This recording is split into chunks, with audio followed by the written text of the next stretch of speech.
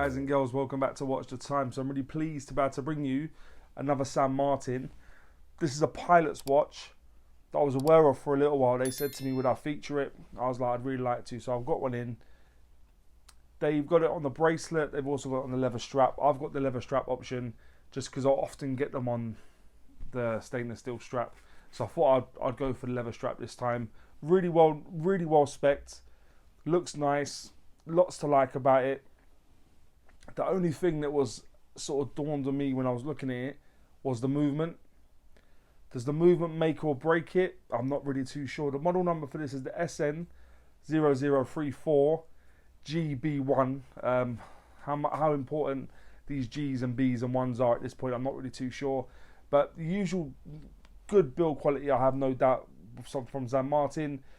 The prices are competitive. This was coming at just over £100-ish.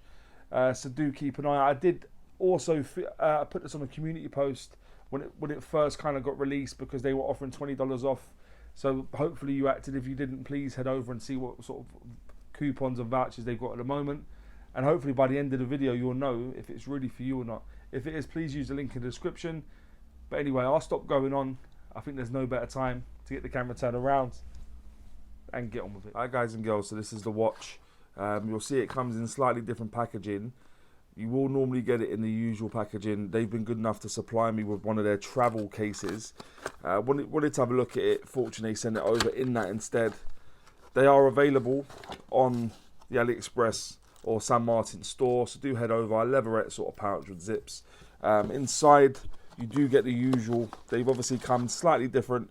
You do get a hang tag on there and a spring bar removal tool and stuff like that. Inside you do get the usual stuff, although what is that all about? Unsigned. I've been told by a few subscribers this is happening, but it's the first time I've witnessed it. It has got a stamp on it but we do need to make sure we're getting that signed. So I'm surprised at San Martin, I must say. Did not expect that. So yeah, unsigned stuff in there. Put it to the side. As I said, you've got two zip. You can zip it either way on this. It comes with two zips. You can zip it this way and another way and so on and so forth. But they work okay. As I said, it's not leather. It's like a leatherette material. And inside, you've got a nice sort of velvety cushion. All the same material inside, sort of velvety, nice and soft. Put that to the side. Take it off the cushion. Yeah, nice. These sort of come in at sort of 15 odd quid. And I think for that, they represent good value for money. But we want to see the watch, don't we? That's what we're more interested in. The model number for this is the SN0034-G. They say B1 as well. I really don't know about these model numbers, as I said in the intro. But this is the one I've got. It does come on a stainless steel bracelet. I opted for the leather strap, but they have got both available, so do check them out. Inside, it's running an automatic, I'm about to say Seiko, force of habit. It's got the Miyota, so the Citizen Miyota 8215. I'll bring some information up about that movement now. This is not the upgraded one though, unfortunately. This hasn't got hacking, which they have started to opt for, fortunately, which is what I would like it to have had.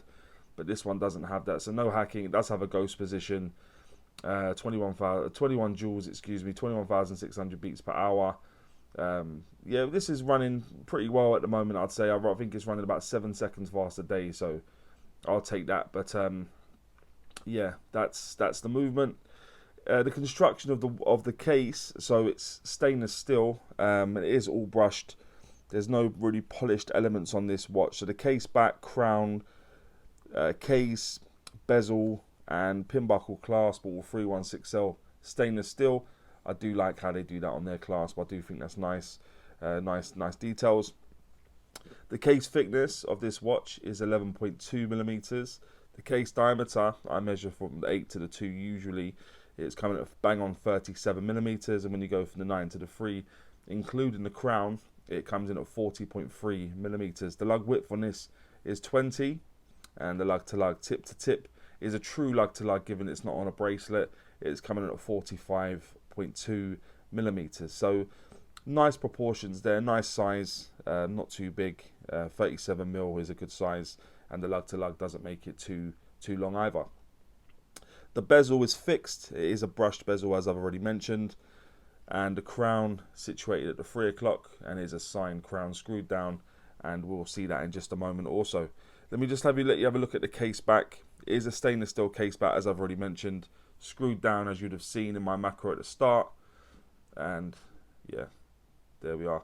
The strap it comes on is leather, nice leather strap, nice sort of pilot style as well. Pin buckle clasp I've already mentioned, nicely brushed as well, can keep them with the watch, and San Martin engraved onto there, really nicely done as well. As I've said, I do like the way they do that.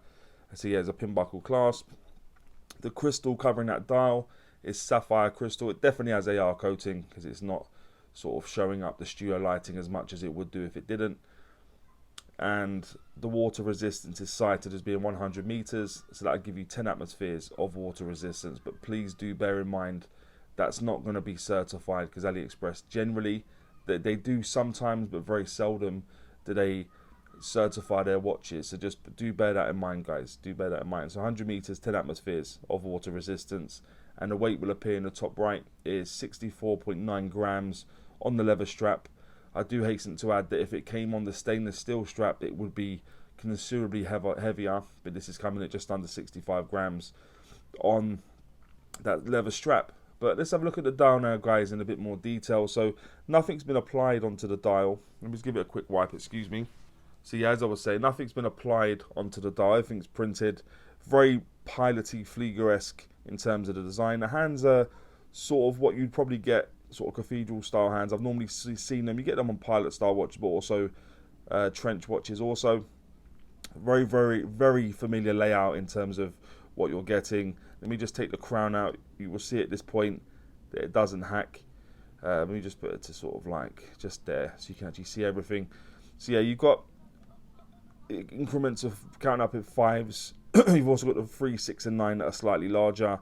The triangle at the 12. San Martin printed on to the dial just below that. Automatic just above the 6. Very clean layout. No date on this. It has got loom. The loom is decent, not as good as some. I'll bring it up now. I would have expected it to be probably slightly better, if I'm honest. Not good, not bad, but probably a little bit below where San Martin normally operate in terms of the loom, and you'll see that now. But it's there anyway. High polished hands, nice proportions on the hands. As I say, the dial generally matte black, and yeah, just very clean really. The movement, as I said, not a hacking movement. You take the crown out, it obviously won't hack, as I've mentioned. It has got a ghost position as well that you can hear, which is unfortunate. I would like to see San Martin stop using movements like this in their watches. They supply so many watches at this point. There is little to no need for them to be supplying watches with ghost positions, I don't think. But yeah, that's the dial, guys. That's the loom.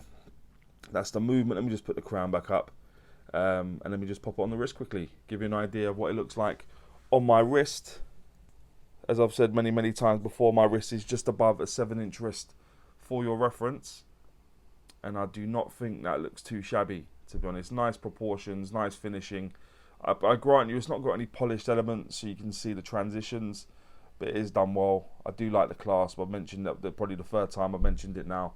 I do like the clasp on these watches. I do like the details. But that's the watch, guys.